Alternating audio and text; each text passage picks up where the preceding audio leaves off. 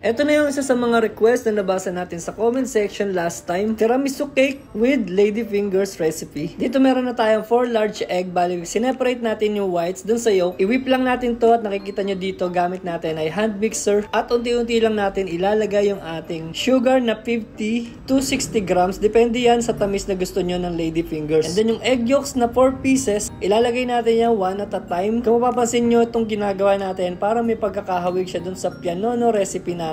Parehas lang siya, almost same talaga. Pero mas mababa lang yung bilang ng mga eggs natin kumpara dun sa pianono recipe. After natin mailagay lahat ng egg yolks, ilalagay naman natin yung ating cake flour na 135 grams. Ang gamit nating cake flour, syempre walang iba kundi ang wooden spoon ng Felmico flour. Ayun lang talaga yung pinagkakatiwalaan ko. Simula na nag-start ako ng business dito sa Pilipinas. Felmico flour, napaka high quality. So after natin ma-fold yung cake flour, ipapipe na agad natin yan dito sa ating parchment paper. Nasa sa inyo na yan kung gaano kahaba yung gusto nyo. Pero ito, naglagay ako ng ruler sa gilid para malaman ko na 4 inches lang yung magagawa natin kasi ayun yung kailangan kong height ng ladyfinger. Maganda tong recipe na to kasi hindi siya nagde-deflate or bumabagsak. Lalapad lang siya ng kaunti pero hindi siya magdidikit-dikit. At masarap siya kasi ang lasa niya para na siyang mas malambot na lengua de gato. Sinalang na natin sa oven yung ladyfingers. And then dito sa another bowl, meron tayong 100 gram na whipped paste. Creaming lang natin to and then dahan-dahan maglalagay tayo ng cold water hanggang sa maging cream consistency na siya. Make sure lang na makream natin lahat ng whipped paste and then maglalagay tayo ng cream cheese dito na 100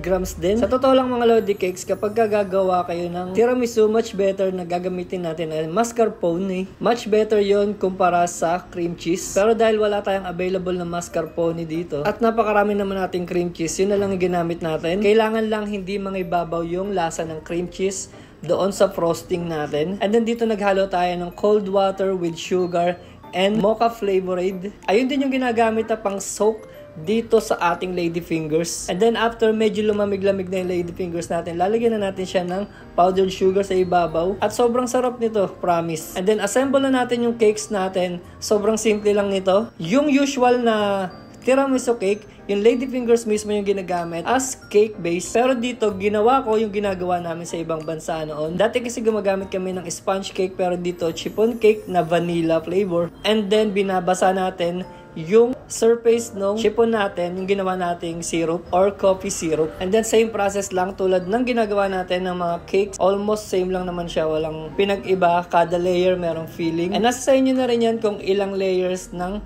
chiffon yung gagamitin nyo. Actually, yung ladyfingers, pwede nga rin siyang i-bake ng naka-round na. Much better yon, mas madali. Siguro sa susunod gagawin natin yon. And then yan, yung gilid naman ito, hindi kailangan maraming frosting. Kailangan lang may mapagdikitan yung mga ladyfingers sa gilid. And then dito naman sa top ng ating tiramisu cake, nag-sprinkle tayo dito ng cocoa powder, any brand na walang problema. And then lalagay na natin yung mga ladyfingers dun sa gilid ng tiramisu cake natin. Ilagay din tayo dyan ng cake color and ng ribbon para mas magandang tignan. Parang Korean inspired yung cake natin ngayon. And mga Lodi Cakes, thank you for watching. Don't forget to follow. See you soon. Yeah, bye!